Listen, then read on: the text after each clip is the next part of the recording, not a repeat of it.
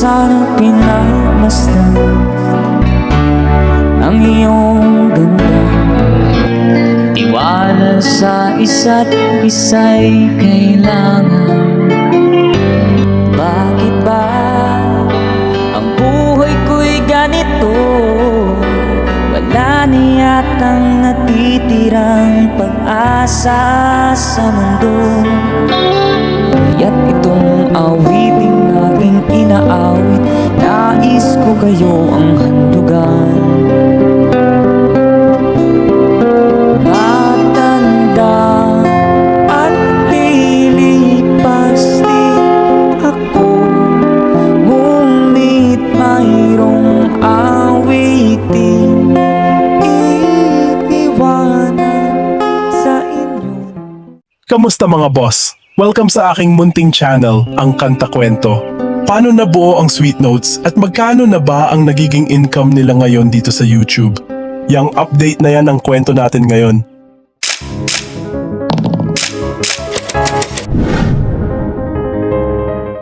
Bago tayo mag-umpisa, mga kakwento, kung bago ka dito sa ating channel, hihingin ko po muna ang inyong like at subscribe bilang suporta sa ating channel. At sa ating FB page, paki-comment mo din kakwento kung taga saan ka para malaman ko kung hanggang saan umabot ang kwento nating ito. Maraming salamat. Konting summary muna tayo sa Sweet Notes Music, mga kakwento. Ang pagsasama ni na Jeffrey at Charlotte ay tuluyang lumago hindi lamang sa personal na pagsasama, kundi pati na rin sa professional na humantong sa kanilang pagpapakasal noong March 2017. Matapos nga ma-hired ni Charlotte sa banda nila BJ, lumipas ang mga araw. Matapos makilala ang isa't isa, sila ay nagdesisyon na magsama at bumuo ng isang duo. Matapos mag-perform sa iba't ibang music bar at restaurant sa Pilipinas, sila ay nagpasya na subukan ang kanilang swerte sa ibang bansa. Sila ay lumipat sa China at nag-perform sa iba't ibang lugar sa bansa. Ang kanilang mga pagtatanghal ay nagustuhan ng mga manonood at sila ay naging isang kilalang duo sa music scene. Ngunit noong 2019, sila ay bumalik sa Pilipinas dahil sa pandemya. Hindi sila nagpatumpik-tumpik at naghahanap ng paraan upang makapag-perform muli. Sila ay nagdesisyon na gumamit ng social media upang makapag-livestream ng kanilang mga pagtatanghal. Ang ilang mga video ng nila ay nag-viral at sila ay naging isang sensation sa social media. Isang viral na video mula sa Fishcot KTV bar ay nag-boost sa kanilang popularidad, lalo na sa mga overseas Filipino worker o OFW. Ang kanilang mga cover ng mga hit na kanta tulad ng Parting Time. I remember the days when you're here with me, those laughters and tears we shed for years. But please don't leave me, you break my heart. Time again I wish that you were here. I don't wanna... Iniibig kita. At hindi na rin pinansin pa bawat ngiti mong may gayon.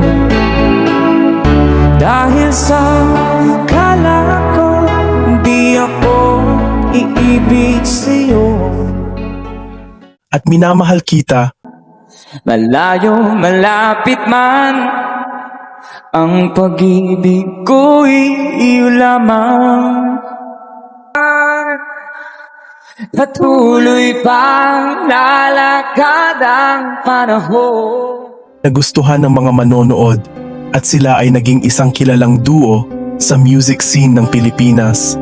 Ngayon sila ay patuloy na nagko-concert at patuloy sa pag-upload ng mga kanta.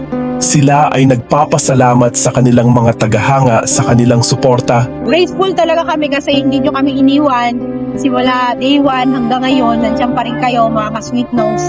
Talaga maraming thank you po at I'm just na po ang nagbabalik ng mga blessings. Yes, maraming salamat.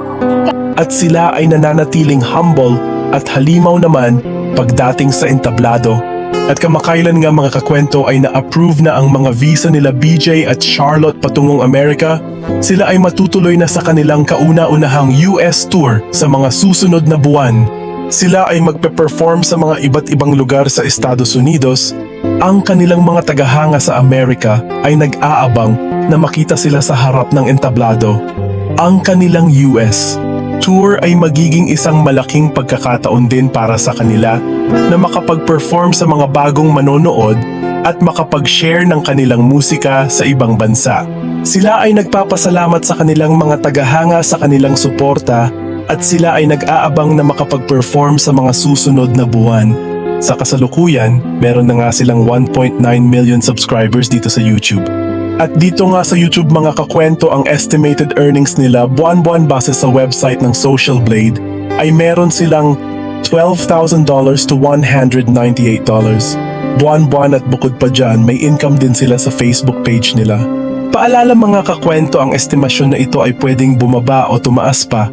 Depende sa sipag nila mag-upload at maaring sa ibang cover nila ay sharing revenue sila sa mga original artist o sa mga record label ng mga kantang kanilang in-upload. Ganun pa man, mas malaki ang kita nila sa mga maramihang audience na mga concert na nag-iimbita sa kanila at sa mga bar gigs nila o mga private events. Hindi natin masasabi kung hanggang kailan mamamayag pag ang mag-asawang ito, kaya sana lang at sigurado ko naman na may mga planong hanap buhay na sila pag dumating ang araw na hindi na sila sa mundo ng musika. At sana rin mga kakwento, bago dumating ang mga araw na yon, ay malabas na nila ang mga original song nila na mag-iiwan sa kanila ng habang buhay na legasiya sa mundo ng musika. Ikaw ba mga kakwento? Labis ka bang napahanga sa kanila? Pag-usapan natin sa comment section, at muli kung bago ka dito sa ating channel, hihingin ko po muna ang inyong like at subscribe bilang suporta sa ating channel. At sa ating FB page, paki-comment mo din kakwento kung taga saan ka para malaman ko kung hanggang saan umabot ang kwento nating ito. Maraming salamat. Sana, mga kakwento, ay mag-join kayo sa ating membership dito sa ating channel. Ito ay 25 pesos lamang para ma-activate nyo ang mga perks natin, gaya ng ating mga special emoji para sa comment section at early access sa ating mga kwento at marami pang iba. Salamat na agad sa inyo mga kakwento. Salamat sa pagsama sa akin hanggang dito sa dulo ng ating kwento. Ito ang kanta kwento na nagsasabing, mabuhay ang talentong Pilipino.